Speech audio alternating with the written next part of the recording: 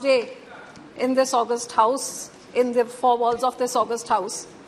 I stand here as a woman that represents 50% of your population. I come from a minority community, which is only probably 1.7% of the total 20% of the minority community. And I represent the backbone of this nation, the farming community, coming from the state of Punjab, which brought around the Green Revolution and fed the millions of hungry and needy people for the last 50 years of this country since its freedom. Sir, I would also like to say that this small community made the largest sacrifices for our freedom struggle.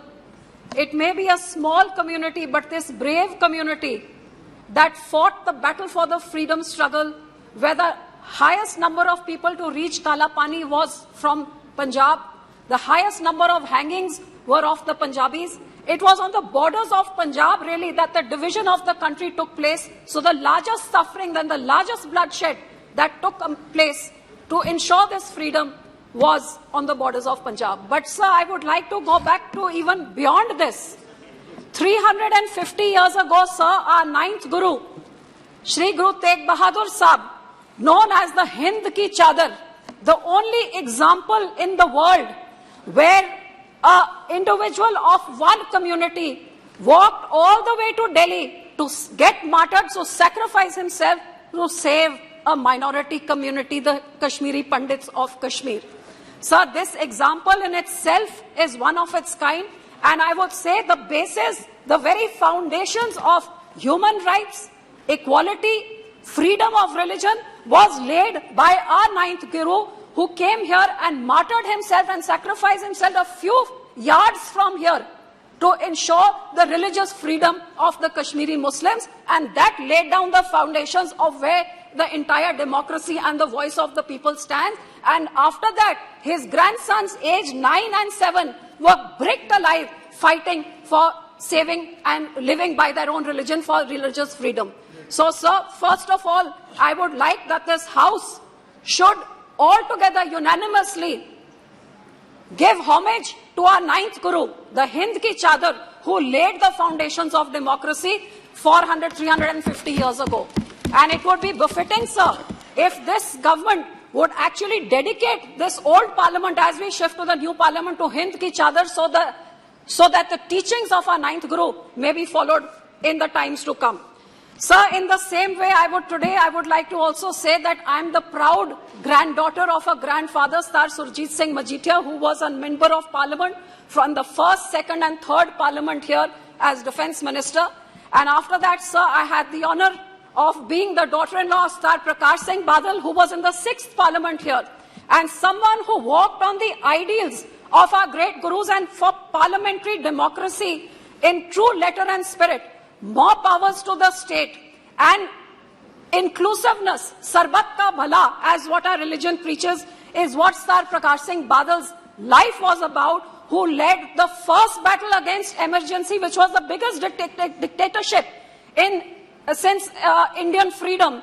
And he led the fight against emergency to lead the first morcha to court arrest. And for 19 months he spent in jail and was the last one to leave the jail during emergency, making this fight for democracy his personal fight, and his entire life was dedicated towards more powers to the state and strengthening the federal structure. Sir, today I also take this opportunity to salute both these men, and I would say that they have been a role model in inspiring what parliamentary democracy stands for. Sir, as a woman, I would definitely like to say that in my time of in the last years of what I have understood of Parliament, if there was one thing which I saw in my lifetime, which I never thought that I would even get a chance to voice in this House, was as a young 18-year-old who saw the murder of democracy, the murder of minorities, and the murder of religious freedom in 1984 when the genocide of the Sikhs took place. As an 18-year-old, I was a victim of this. My community was a victim. It is shocking that in a free and independent India, the state itself, the Congress government, would stoop down to killing an entire generation of Sikhs because of whatever reasons, what they may have thought. This is the Congress which attacked our holy shrines, which put in tanks and bullets into our Akal Takht Sahib, killed innocent people over there, and then murdered thousands of Sikhs. Sir, this state-sponsored genocide is unheard of in the history of our country. And if this government had ensured justice, which after 40 years we have still not got, if they had ensured justice, maybe bigger tragedies would not have happened. Sir, I also ask this government that before we finish and shut the doors of this parliament, this house needs to unanimously condemn the Sikh genocide. No, sir, very important, 2, 3. Unanimously condemn the 1984 Sikh genocide, which has not been done till date, and nor have they received justice till date. Sir, secondly, I would like to point out that women reservation bill must come in. Sir, in our first parliament, in the first Lok Sabha, sir, there were 46%. There were 24 women, sir, and today in the 17th Parliament there are only 78%. Yes, madam, now please. Sir, just 2 minutes, very important, 2, 3 points, sir. Sir, in the first election of our country, 46% women turnout, and now 67, even more than the men. How can women issues be addressed if there is not proper representation? I demand women reservation, sir. Yes. If it is not enough women, that is why it takes a Nirbhaya to bring in strong laws.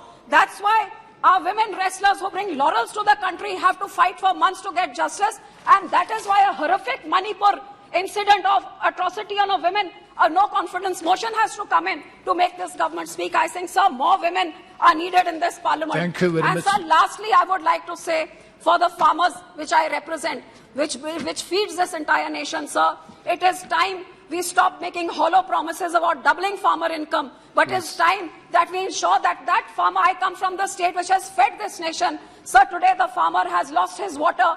His ground is contaminated. So he cannot feed his children. He cannot educate his children.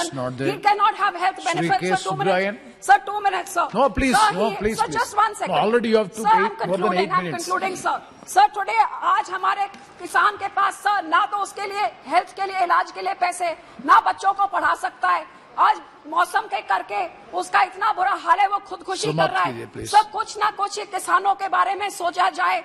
उनको इस भद्दर हालत में 75 साल के बाद double farmer income का slogan नहीं, लेकिन उनके जेब में कुछ पैसे पहुंचे ताकि वो भी आत्मसम्मान से ये नए भारत में आत्मनिर्भर होके अपने खानदान का ख्याल रख सके. Thank you very much, Sri K. Subrayan. ஜனநாயக அரசியல் அமைப்பின் 75 ஆண்டுகால அனுபவங்களை பரிசீலிக்கின்ற நிகழ்வாக இது நடந்து கொண்டிருக்கிறது. தேசிய விடுதலை இயக்கத்திலும் தேசிய விடுதலைக்கு பின்னர் இந்திய வளர்ச்சியிலும் பெரும் பங்காற்றிய இந்திய கம்யூனிஸ்ட் கட்சியின் சார்பில் நான் சில கருத்துக்களை சொல்ல விரும்புகிறேன்.